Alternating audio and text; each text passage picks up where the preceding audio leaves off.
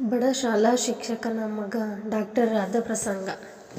Pension ಪಡೆಯುವ ತಾತ, ಖಾಸಗಿ ಶಾಲೆಯಲ್ಲಿ ಗಣಿತದ ಶಿಕ್ಷಕರಾಗಿದ್ದ ತಂದೆ, ಗೃಹಿಣಿ ತಾಯಿ ಮತ್ತು ಬುದ್ಧಿವಂತ ಮಗ ಇವರು ಇರುವ ಕುಟುಂಬ. ಸಿಗುವ ಸಂಬಳದಲ್ಲಿ ಸಂಸಾರ ಆರಕ್ಕೇರದೆ ಮೂರಕ್ಕಿಳಿಯದೆ ಸಾಗುತ್ತಿತ್ತು. ಅವರಿಗೆ ಮಗನನ್ನು ಡಾಕ್ಟರನ್ನಾಗಿಸುವ ಬೇಕೆಂಬ ಮಹದಾಸೆ. ಮಗ PUCಯಲ್ಲೂ ಪ್ರವೇಶ ಪರೀಕ್ಷೆಯಲ್ಲೂ ಒಳ್ಳೆಯ ಅಂಕಗಳನ್ನು ಪಡೆದ. ಆದರೆ ಸರ್ಕಾರಿ ಕೋಟಾದಲ್ಲಿ ಪ್ರವೇಶ ದೊರಕದೆ ಖಾಸಗಿ ವೈದ್ಯಕೀಯ ಕಾಲೇಜಿನಲ್ಲಿ 5 ವರ್ಷಗಳ ಶುಲ್ಕ 50,000 ರೂಪಾಯಿಗಳನ್ನು ಒಮ್ಮೆಲೇ ಕಟ್ಟಬೇಕಾಗಿತ್ತು. ಎಲ್ಲರೂ ತಲೆಯ ಮೇಲೆ ಕೈ ಹೊತ್ತು ಕುಳಿತರು. ತಾತ ತಾವು ಉಳಿಸಿದ್ದ 5,000 ರೂಪಾಯಿ ತಂದುಕೊಟ್ಟರು. ತಾಯಿ ಕಷ್ಟಕಾಲಕ್ಕೆಂದು ಕೂಡಿಟ್ಟಿದ್ದ 10,000 ರೂಪಾಯಿ ಸೇರಿಸಿದರು. ತಂದೆ ತನ್ನ ಪರಿಚಯದವರೆಲ್ಲರಿಂದಲೂ ಸಾಲ ಬೇಡಿದರು. ಕೆಲವರು ಅಲ್ಪ ಸ್ವಲ್ಪ ಸಾಲ ಕೊಟ್ಟರು. 25,000 ರೂಪಾಯಿಯಷ್ಟಾಯಿತು. ಇನ್ನೂ 25,000 ರೂಪಾಯಿ ಬೇಕಾಗಿತ್ತು. ತಂದೆ ತಾಯಿ ಪಡುತ್ತಿದ್ದ ಕಷ್ಟವನ್ನು ನೋಡಿ, ಮಗ ವೈದ್ಯಕೀಯ ಕಾಲೇಜು ಬೇಡ, ನಾನು ಏನಾದರೂ ಬೇರೆ ಓದುತ್ತೇನೆ ಎಂದ.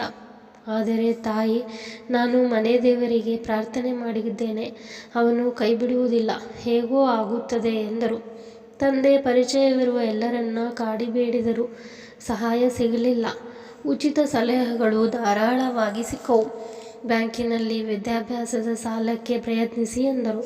ಬ್ಯಾಂಕಿನವರು ಸಾಲಕ್ಕೆ ಆಧಾರವಾಗಿ ಏನು ಆಸ್ತಿ ಕೊಡುತ್ತೀರೆಂದು ಕೇಳಿದರು. ಇವರ ಬಳಿ ಆಸ್ತಿಯೆಲ್ಲಿತ್ತು? ಅದೂ ಸಾಧ್ಯವಾಗಲಿಲ್ಲ. ಕೊನೆಯ ದಿನಾಂಕ ಹತ್ತಿರ ಬರುತ್ತಿತ್ತು. ತಾಯಿಯದ್ದು ಒಂದೇ ಮಾತು, ಪ್ರಾರ್ಥನೆ ಸಲ್ಲಿಸಿದ್ದೇನೆ, ದೇವರು ಕೈ ಬಿಡುವುದಿಲ್ಲ. ತಂದೆಯರದ್ದು ಒಂದೇ ಮಾತು, ಪ್ರಯತ್ನ ಮಾಡುತ್ತಿದ್ದೇನೆ, ಹಣ ಸಿಗುತ್ತದೆ. ತಾತ, ನೀನು ಡಾಕ್ಟರ್ ಆಗಬೇಕೆಂದು ನಾನು ಆಶೀರ್ವಾದ ಮಾಡಿದ್ದೇನೆ, ಫಲಿತಾಂಶ ಸಿಗುತ್ತದೆ ಎನ್ನುತ್ತಿದ್ದರು. ನಾಳೆಯೇ ಕೊನೆಯ ದಿನ ಎಂದಾಗಲೂ ಹಣ ಹೊಂದಾಣಿಕೆ ಆಗಿರಲಿಲ್ಲ. ಮಗನಿಗೆ ಆಶೀರ್ವಾದ, ಪ್ರಾರ್ಥನೆ, ಪ್ರಯತ್ನ ಯಾವುದೂ ಕೆಲಸ ಮಾಡಲಿಲ್ಲ ಎನಿಸತೊಡಗಿತು.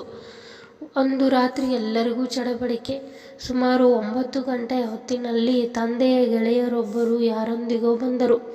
ಪರಿಚಯ ಮಾಡಿಸಿ, ಇವರ ಮಗ ಸೊಸೆ ಅಮೆರಿಕದಲ್ಲಿದ್ದಾರೆ, ಮೊಮ್ಮಗ ಈ ವರ್ಷ SSLC ತರಗತಿಯಲ್ಲಿದ್ದಾನೆ, ಗಣಿತದಲ್ಲಿ ಸ್ವಲ್ಪ ಹಿಂದುಳಿದಿದ್ದಾನೆ, ವರ್ಷದ ಮೊದಲಿನಿಂದಲೇ ಪಾಠ ಹೇಳಿ ಕೊಡಬೇಕೆಂದಿದ್ದಾರೆ, ನೀವು ಹೇಳಿಕೊಡುವುದಾದರೆ ಎಷ್ಟು ಬೇಕಾದರೂ ಫೀಸು ಕೊಡುತ್ತಾರೆ, ಹೇಳಿಕೊಡುತ್ತೀರಾ ಎಂದರು.